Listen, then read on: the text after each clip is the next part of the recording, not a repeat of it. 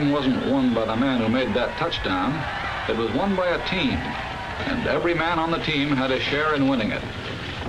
We're playing another kind of a game now, only this one isn't for fun. It's for keeps.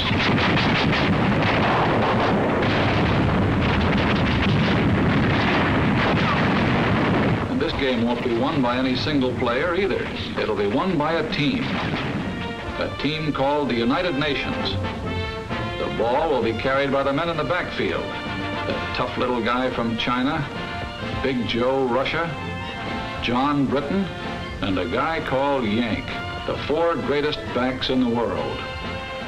So let's take a look at the men who carry the ball with us. Who are they? How do they live? What makes them tick?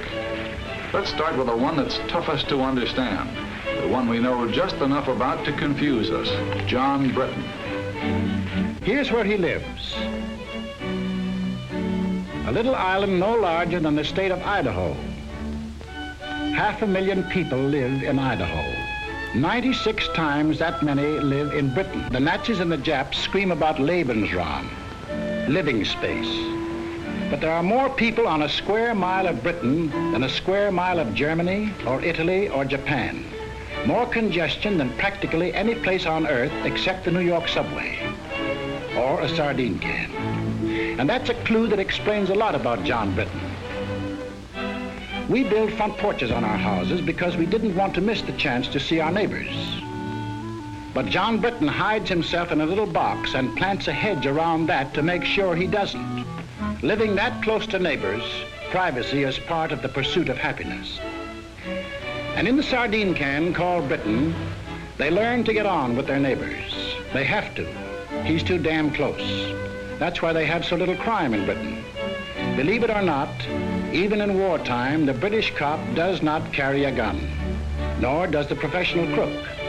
And in 1926, when the world heard of this stoppage of work in Britain, that industry, transportation, the whole life of the country had been paralyzed by a general strike, it was still more surprised next day to learn that the strikers were playing football with the cops. You can only understand that if you live in a sardine can. The second clue to this guy on our team. No part of Britain is more than 100 miles from the sea. Every day for hundreds of years, years of peace and years of war, John Britton has seen ships sail from his island to the 7 seas. That means that whenever John Britton wants to bust out of his sardine can, it's the sea that gets him. He's been busting out for hundreds of years, and that led to Australia, South Africa, New Zealand, Canada, and for that matter, the United States of America. How did John Britton get on our team? Remember 1938? The Yankees won the pennant. Wrong way, Corrigan. The last trains ran on the 6th Avenue L. Well, John Britton got excited about the same sort of things. The bet he had on the Derby, or, as he would say, the Derby. His job. His kids. Getting his exercise on his day off. Preston North End taking the football cup.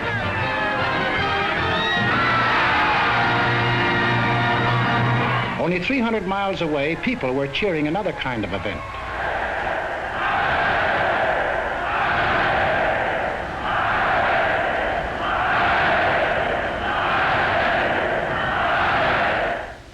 And in London and every other British city and town, they read about what was going on in Europe, and they got sore about it.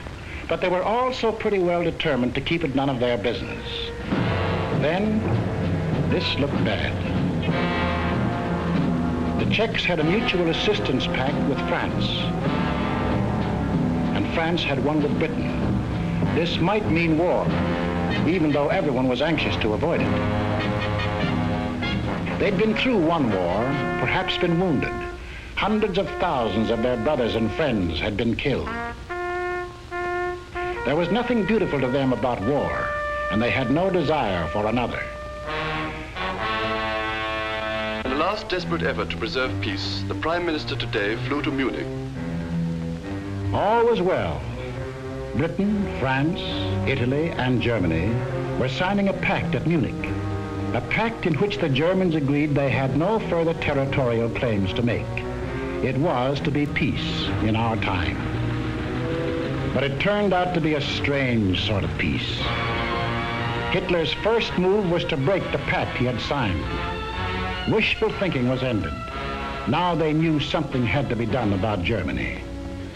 They approved the Conscription Act, the first peacetime conscription in British history, just as the Selective Service Act was the first in American history.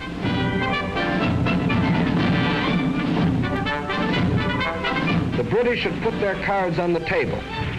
They had, in effect, said to Hitler, "That's enough. If you go into Poland, we'll fight."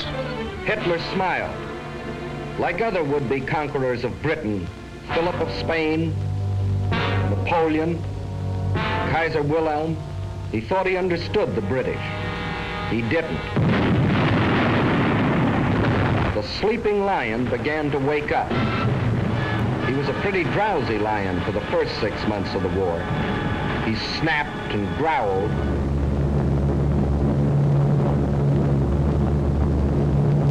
But he dropped more leaflets than bombs. He hoped that common sense would return to the German people and that they would throw out Hitler and the German warlords. Instead,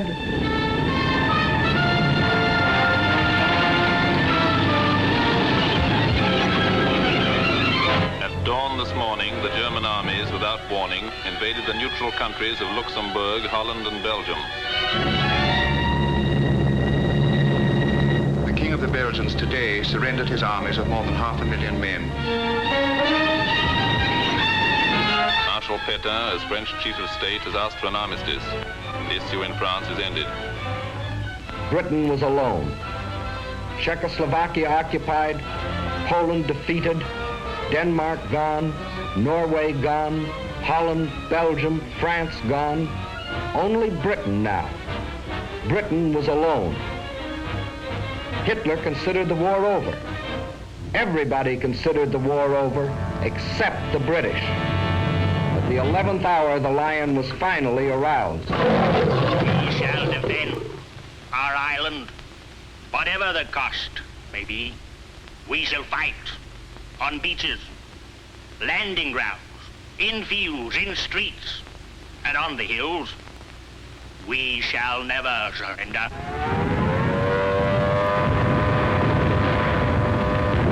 For a year, they took everything that the Nazis could throw at them. For one solid year, from June 1940 to June of 1941, they were the only major power fighting the greatest war machine in the world.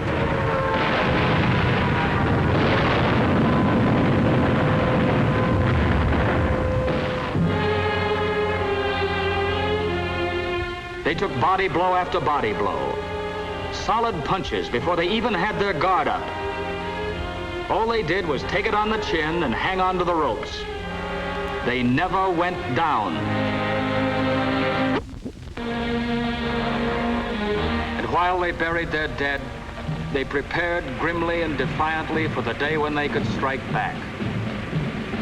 There were no victories to cheer them on, just defeat after defeat.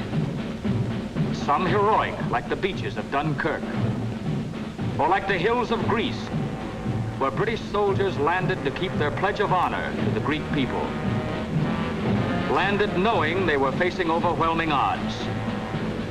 But some less glorious. Hong Kong and Singapore and Burma. But through all these long months, the British people were thinking and planning and working only for the day when they themselves could take the offensive. And that day came.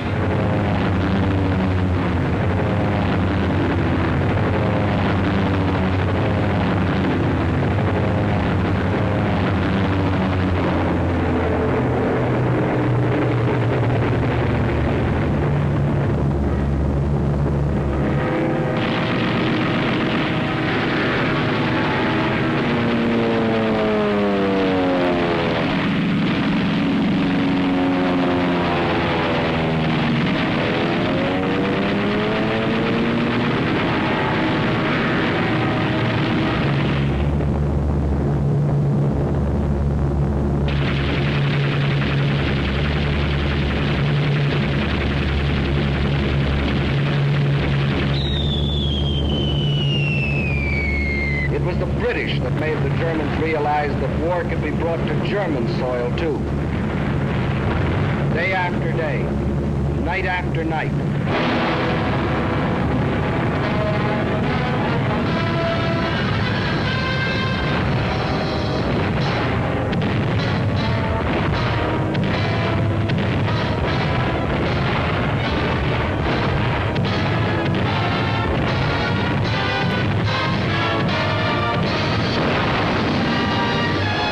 The offensive continues in greater and greater strength.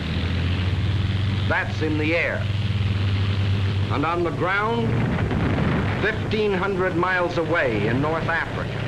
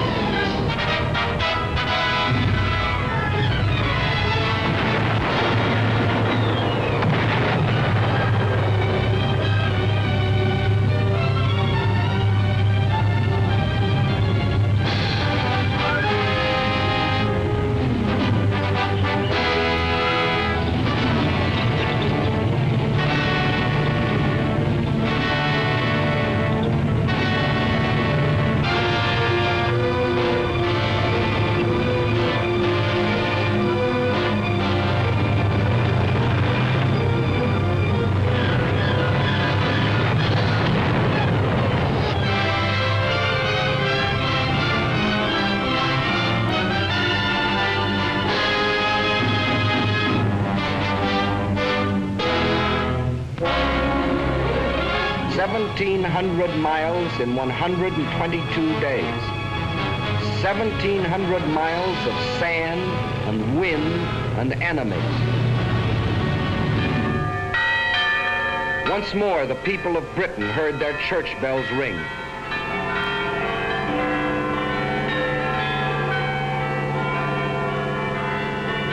More than 3 years earlier, they had been warned that this would be the signal of invasion. But long since the nightmare of the threat of invasion had passed. Now the bells rang out a song of thanksgiving, a song of victory.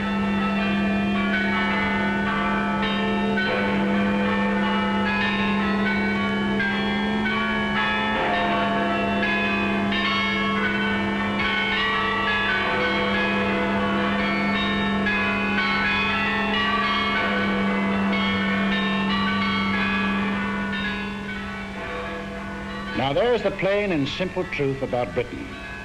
But the fellow that calls the signals on the Axis team knows his only chance of winning is to split our team up. So his team plays a game at which they've had a lot of practice.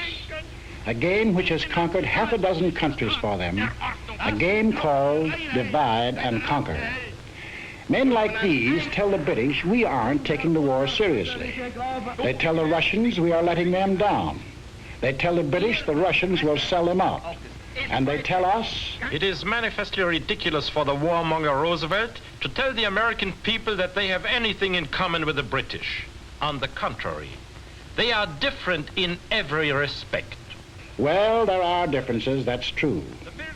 For instance, we drive on the right side of the road. But in Britain, we go for baseball.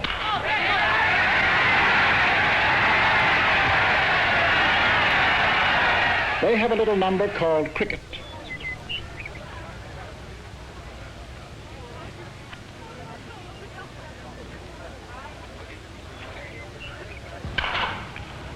Very well played, sir. And anyone who ever drank coffee over there knows why there'll always be an England. Is your coffee all right, sir?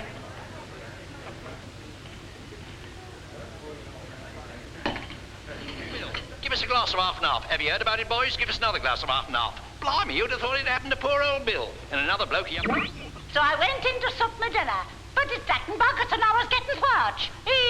Lad, that's bad. And Baron Tchaikovsky's smaller pianoforte works are best. Are they kidding, Jack? Why the cockamamie strictly from schmaltz mixed with celery tonic? Why do they all mush so much with corn pone in their mouth? You all can't understand a word they say. Yes, there are differences. But there are a few things that Britain and America do have in common. And these are the important things of life. A little thing called a free representative government. We call it Congress. They call it Parliament. A little thing called freedom of speech. No, in the next war, you've not got to go to it. They'll bring the war to you. And the thing is, if you take a tip from me, go and live at the Dorchester, because the trenches are just outside. This meeting is called under the auspices of the American Workers' Party, an organization dedicated to organizing in the working class of America. Freedom of the press. Freedom of religion. They may not be important to Hitler, but all these things are the common heritage of John Q. Public and John Britton. 700 years ago, their ancestors fought for the Magna Carta. No one will we deny or delay right or justice. 300 years ago, the Petition of Right. No man shall be compelled to yield any tax without act of Parliament. These principles came to our own country with the earliest settlers, and from them developed. Congress shall make no laws respecting an establishment of religion or prohibiting the free exercise thereof, or abridging the freedom of speech or of the press, or the right of the people peaceably to assemble. We may make gags about each other's accents, but we speak the same language of freedom. Even during the American Revolution, when we were at each other's throats, the Earl of Chatham was free to say about us to the British Parliament, "You cannot but respect their cause and wish to make it your own." And that is why in the heart of London, alongside his great naval hero, Nelson, John Britton has put George Washington. And in Parliament Square, the most sacred spot in the British Commonwealth of Nations, Abraham Lincoln. Of course, Hitler doesn't like this kind of talk. His job is to sell the British that we are a nation of money grubbers and gangsters.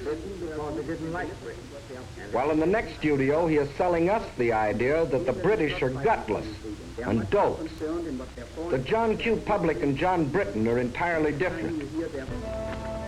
These steel workers, Sheffield or Pittsburgh.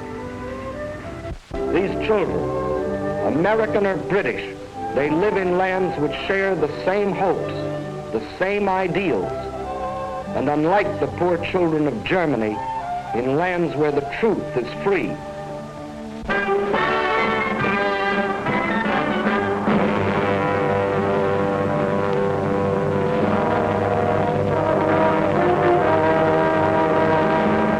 But let's not kid ourselves. Britain is not the United States, and the United States is not Britain. For instance, we don't go in for this kind of thing. They do. But there's no mystery about that. Remember our grandmother's house? It was old-fashioned, out of date, patched and altered to suit each new generation, and filled with family relics even grandmother couldn't explain. Well, John Britton has been living in his house for a long time. And that's why to us, who live in a modern house that we built ourselves to suit ourselves, John Britton seems slow-moving and cluttered up with ancient traditions. Kings, for instance. The present king rode to his coronation in the same coach, to the same church, for the same ceremony as his ancestors did.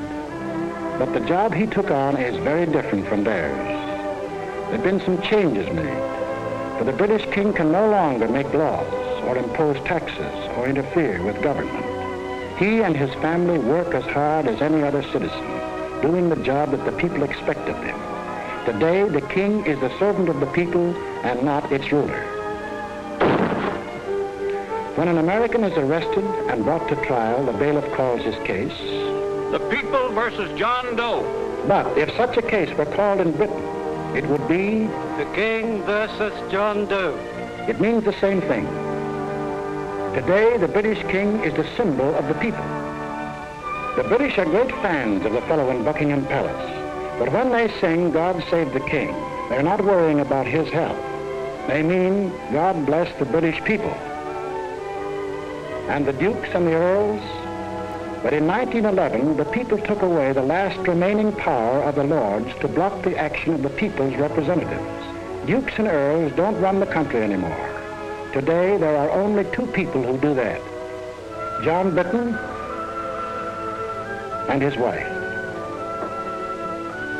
They go to the polls, just as Mr. and Mrs. John Q. Public do here, and elect their representatives to the House of Commons. And there they fix the taxes and make the laws. And if John wanted to get rid of the lords, his representatives in Commons can at any time vote them out of existence. But John doesn't want to get rid of them. So he confuses us by keeping dukes and lords in a country where unions have long been accepted as an essential part of the democratic system, where the Labor Party, controlled by the unions, is one of the two great political parties, where longshoremen and railroad engineers have been ministers of the Crown, and where for 30 years he has had a system of Social Security even more extensive than our own.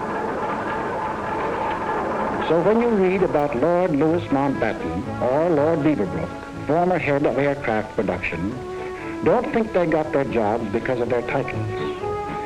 They got them because they were the best men for the jobs. Just as Ernest Bevin, formerly a labor leader and now a member of the War Cabinet, Herbert Morrison, who started life as an errand boy and is now Minister of Home Security, got their important jobs because they were the best men for them. With the things on the surface, the unimportant things, their John Britton and our John Q. Public differ. But the important part of their lives, they run the same way. The democratic way. The free way. But this gentleman never bothered about the truth. And when John Britton started carrying the war to Germany, he tried a new line. The warmonger Churchill only wages this war against the German people to save the British Empire. All right, let's take a look at that one. Here's the British Empire. And here's where the Germans were headed when Britain declared war. Does that look like trying to save the empire? Tackling Germany when it was headed into Poland and toward Russia? The one direction in which there were no British possessions? After Poland fell, Hitler hinted at peace with the British. This was the perfect chance to save the empire. But it wasn't saving the empire that the British were thinking about. The position of His Majesty's government in respect of any peace offer by Hitler. We are not, in any circumstances, prepared to negotiate with him at any time on any subject. And after Britain had been on the losing end, month after month, it had another chance to save the empire. Even now, Hitler thought John Britton would make a deal. We heard the British answer. What kind of a people do they think we are? Is it possible they do not realize that we shall never cease to persevere against them until they have been taught a lesson which they and the world will never forget?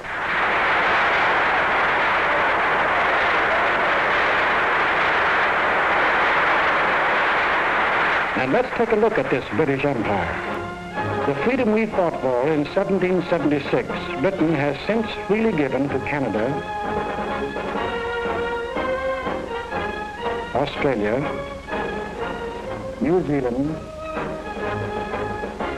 South Africa.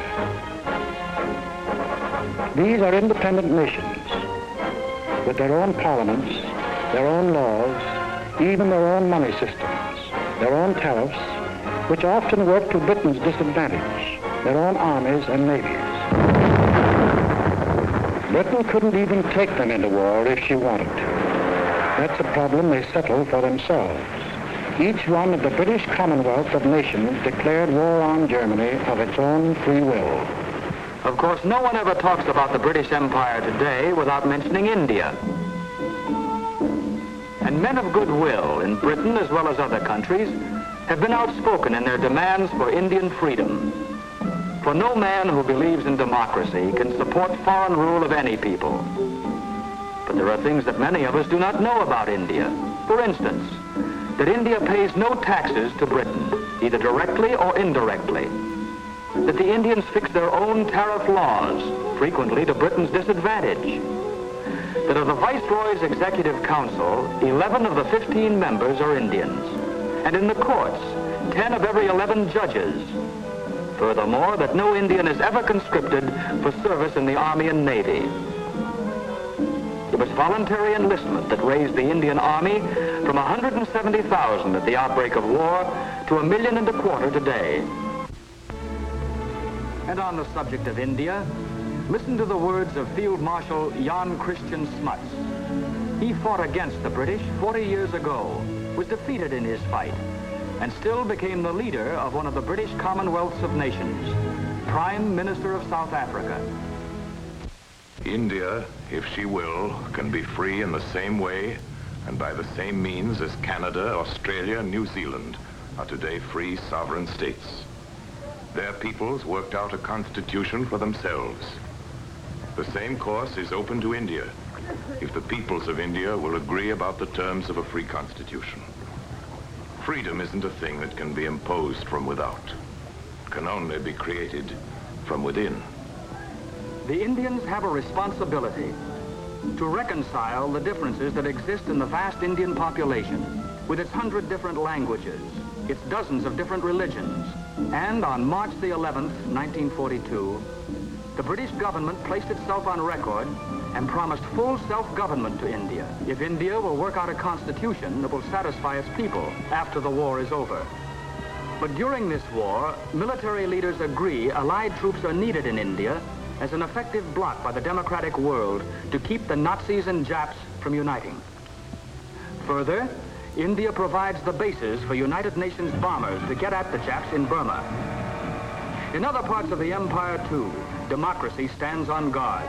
If it wasn't for the British at Gibraltar, Malta, Cyprus, Suez, Alexandria, and they're hanging on to them regardless of the cost, and their drive across Libya to Tripoli, there would have been no American landing in North Africa.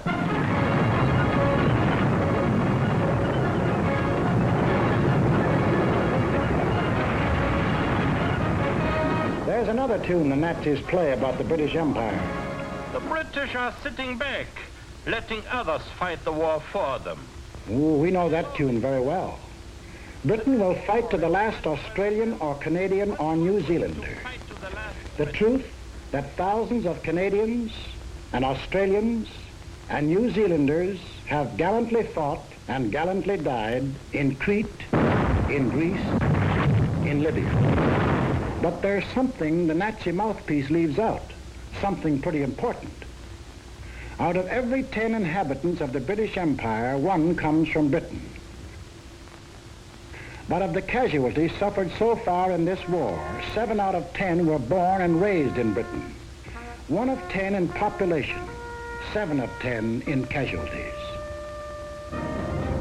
And in the air, of the planes flying with the RAF in Britain, 2 out of 3 are manned by crews from the island. And of the planes on the overseas fronts, the Western Desert in Africa and the rest, 4 out of 5 are manned by boys from Britain. And then there's a little thing called the British Navy. From 1588, when it licked the Spanish Armada, to 1940, when we got moving on a 2-ocean navy, the greatest battle fleet in the world. That, too, is manned almost entirely by men of Britain, the little island in the Atlantic, an island of seafarers. And the British Merchant Navy, still the greatest merchant navy in the world, in spite of all that Hitler can do.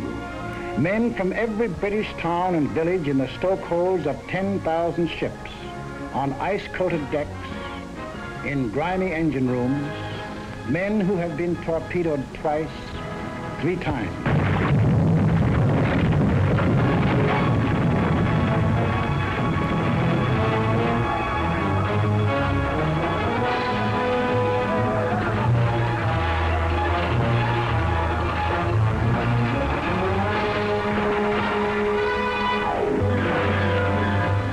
an English sailor who's been torpedoed 6 times and still signed on again. But we never hear about these things because of a curious character whose ways will never be completely understandable to an American. John Britton himself. He has an idea he shouldn't talk about himself and what he does. He calls it bad form. We call it damn silly.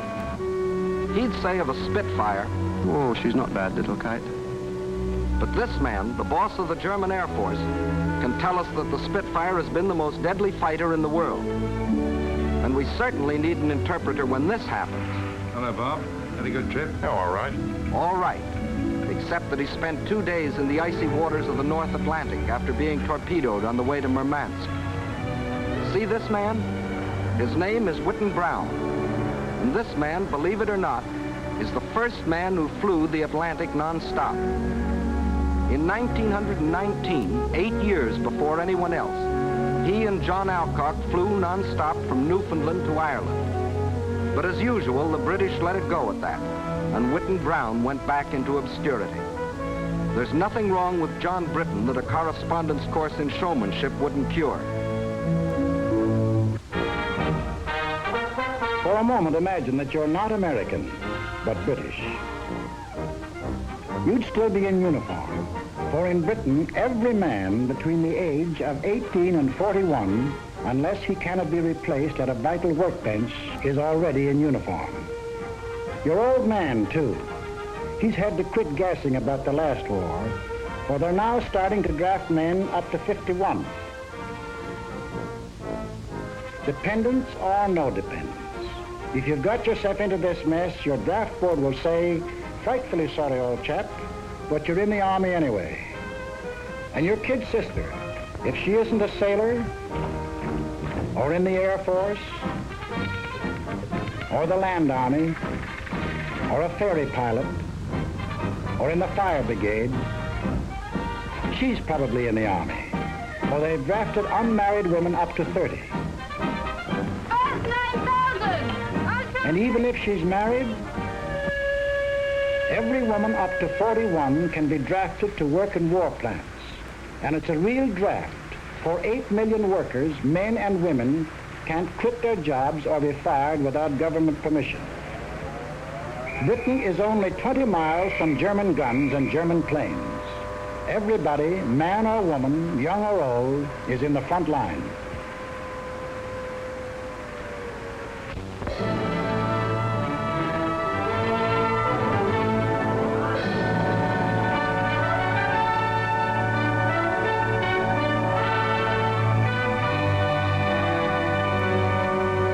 Maybe this isn't your idea of Britain. The ads were different, and you wondered whether they still made bows and arrows at the village forge.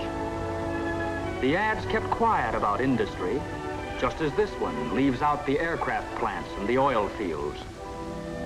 Well, they have the rich green fields you've read about, the quiet country lanes, but they also have the steel mills of Sheffield, the Pittsburgh of Britain.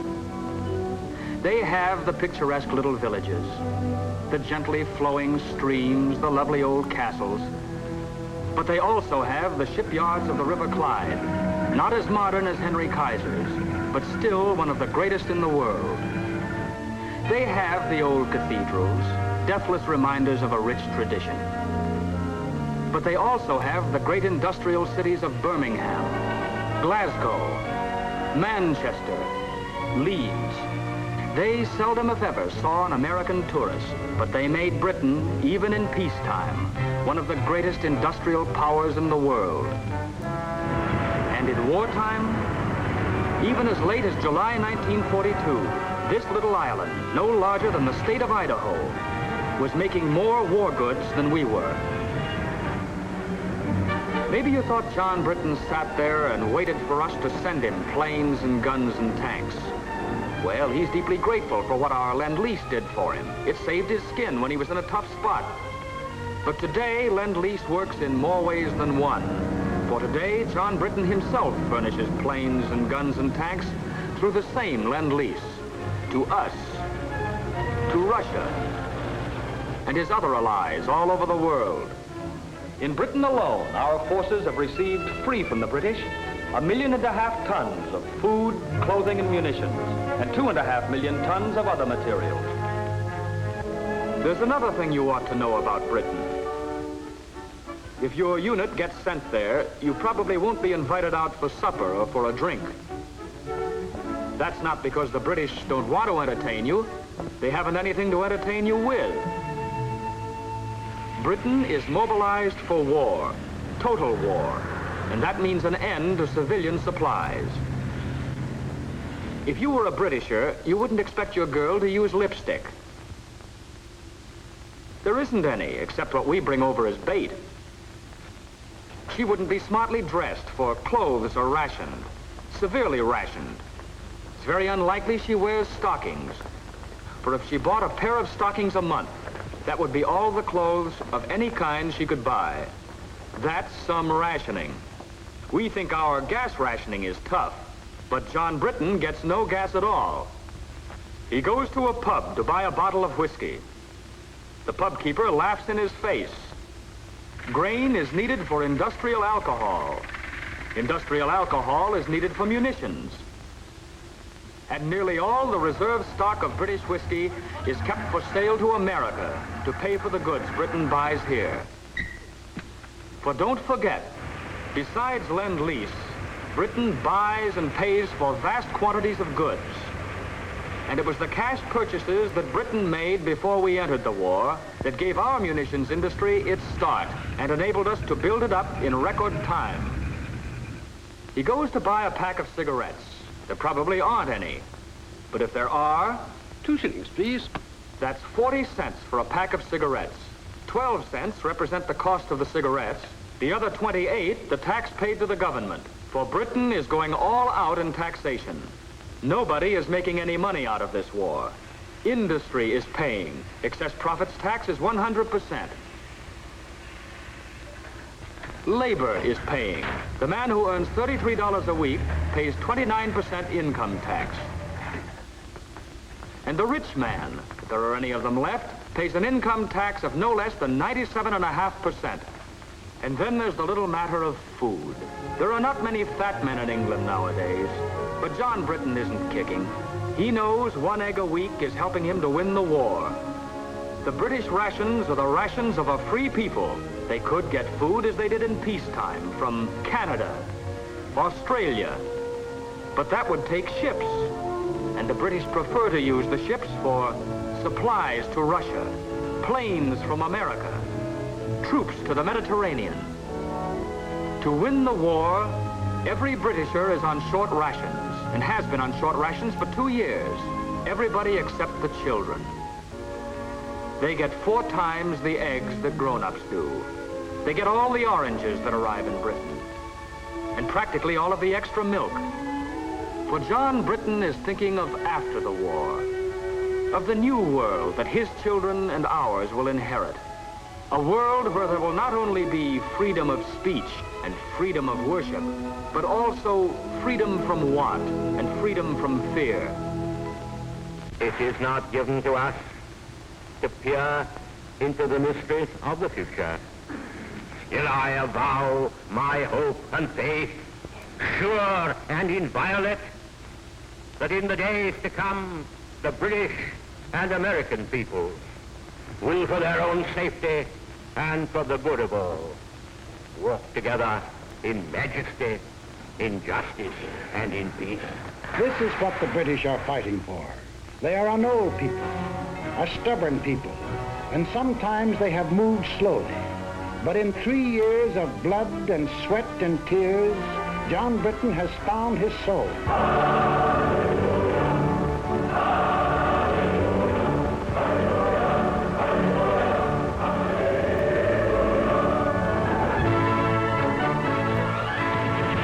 Now he is tough. Now he is determined, and now he knows where he is marching, to victory and to a new world. He's a good man to have on our team.